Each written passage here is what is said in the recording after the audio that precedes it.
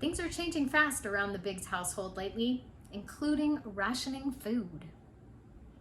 Hello, preparedness people, and welcome back to the Biggs Prep. My name is Cynthia, and today we're going to talk about the changes that we've already made due to increased prices for gas and also inflation. If you're ready, press the like button right down there, and let's get right into it. Mr. B and I have really made some changes over the last few weeks since our power outage. A couple of videos ago, we had a big power outage for 13 hours. Since that happened, we have had 2 additional power outages for 4 hours apiece, one occurring yesterday when I posted on my community page that we would not have a video last night because power outage, I was in the middle of my upload and that was it. The internet stayed out as well during that time, obviously. So have they started rolling blackouts in my area, and they just are not informing people. I had gone onto the electric company website and found out that only a small area of my county was out during that period. During the last power outage, I did not track that because I didn't really think about it. Like, have they started rolling blackouts? I was just like, no, this is a random power outage, it's fine. Second one, now yesterday, third one. Have they honestly started rolling blackouts and just not told us? I don't know. But it is curious that the power was out for 4 hours for outage 2 and outage 3. And is that because of aging infrastructure and they don't have the parts to replace what they need, and the grid in my particular area is more fragile now? I don't really know. But it's making my heart sad. I will tell you that. I will say that. So I have doubled down on my efforts to make sure that our water storage is topped off, that our laundry is 100% caught up all the time. 100%, no more fooling around. The laundry is caught up.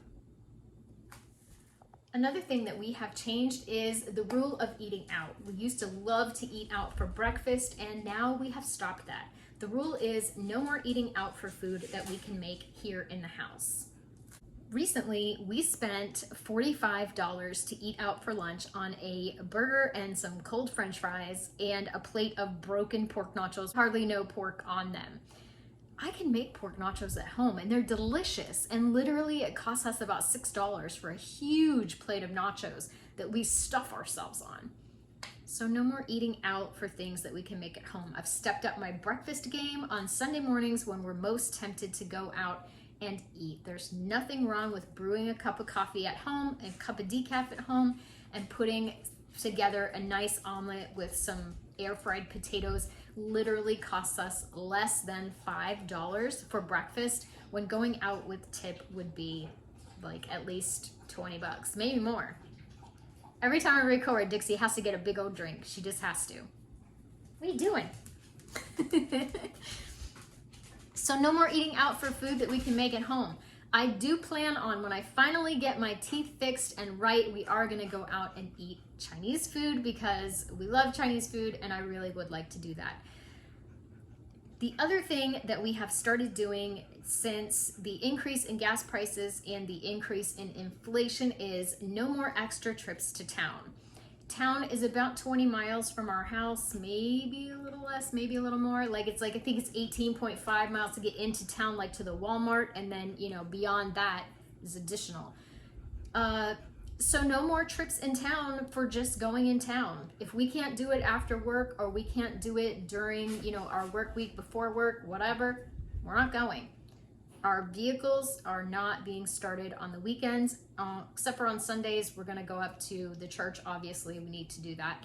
We go to our recovery meetings on Sunday, and we also, worship and do all that stuff.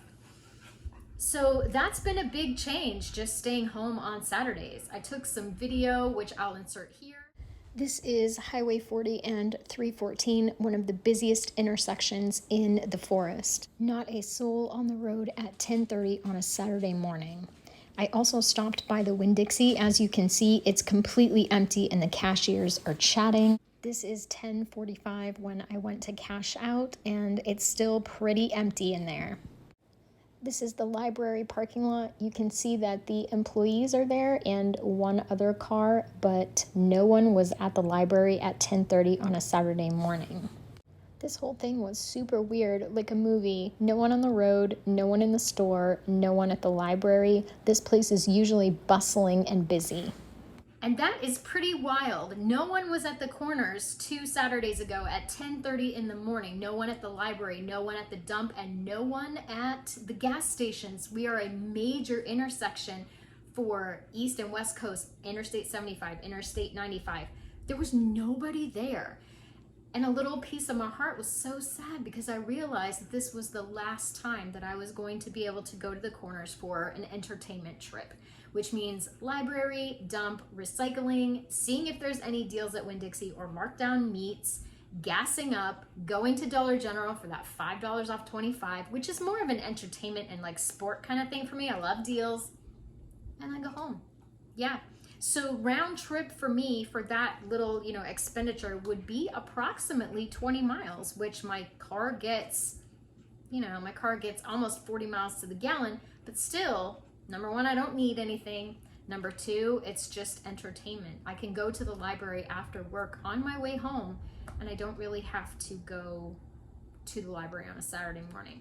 I didn't even take out any books. I didn't even go inside the library because there really was no reason to. It was not great. I just didn't know when the last time I would be able to go back is, and I have books at home that I need to read. The next thing we have changed is we have started rationing. I have a food scale and I am literally weighing out our meat. We're paying attention more to serving sizes, and the meat specifically has always been a guest star on the plate.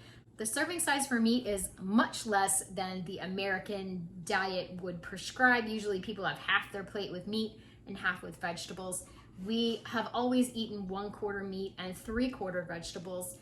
Now I'm going by serving sizes. We are weighing it out and making sure that we are following the recommended size. Mr. B obviously gets more protein than I do. I work in an office. He works in a metal shop where he's moving all day long and he's sweating and doing all the things. He's very physically active. I work in an office. I sit down all day. I don't need 8 ounces of meat for 2 meals a day. That's just silliness. And I drink a protein shake every day, so does Mr. B, to help kind of offset that whole thing. Don't worry about nutrition. We've got that handled. It's literally just making sure that we're eating the recommended size of what meat should be and not what Americans think meat should be. Rationing is in full effect, and also the zero waste kitchen. So any little scrap or scrid is being saved for vegetable stock or given to the chickens, the compost pile. I'm not wasting food and throwing it in the garbage. I wasn't a big garbage food person to start with, but now it's getting really serious. The coffee grinds, the eggshells, all of it is going in the compost because there's a nitrogen and urea shortage and a fertilizer shortage, and we are determined to make our own fertilizer for the garden next year. No questions asked. It is a must. The next thing we're doing is saving seeds out of our garden. This is kind of a new thing for us. We've saved seeds in the past, but not like we are this year. Any plant that was a volunteer from last year's garden that is producing fruit, 100% saving those seeds. We know that those are viral seeds that will come up again and again. I'm saving seeds from our tomatoes, peppers, the corn even. I'm gonna see if I can do it. Why not? What's the harm in it?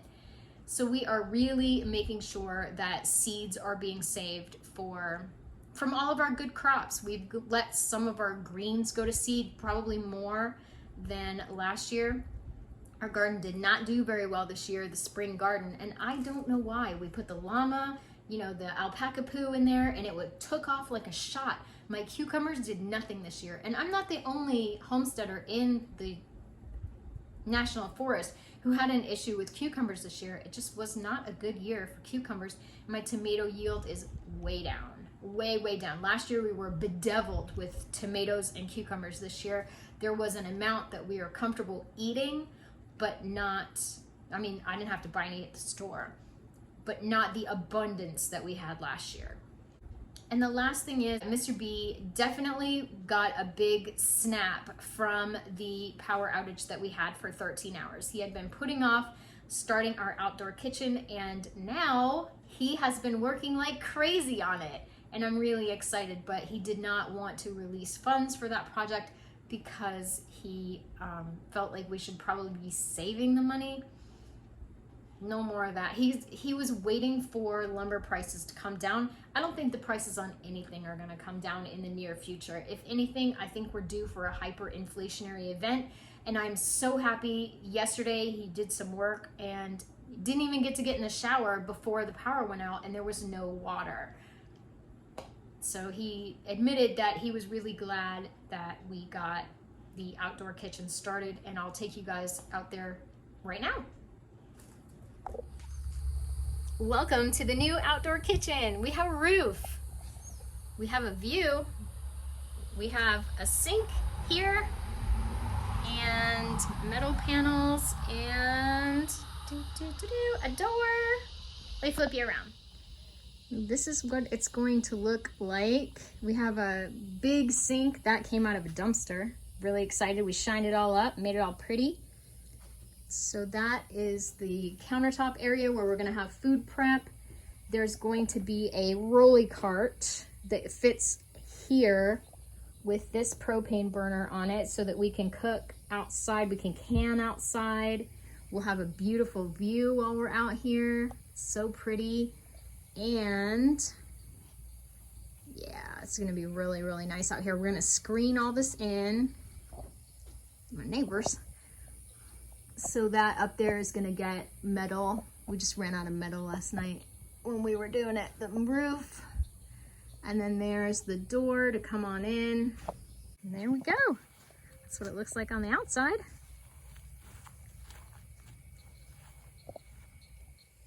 This is a project that we have been putting off since the cough started in 2020 because the prices of lumber went through the roof and we just have been holding off, and now we're here. The threats of rolling blackouts have really just kind of slapped us in the face as to what our day would look like with no electricity, and it's going to be a lot more comfortable with this beautiful outdoor kitchen.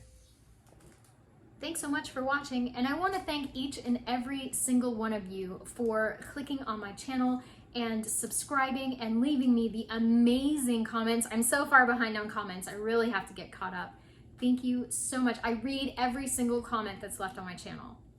Thank you so much, and remember everybody, I'd rather be a year early than a day late. And I don't think we have that many days left.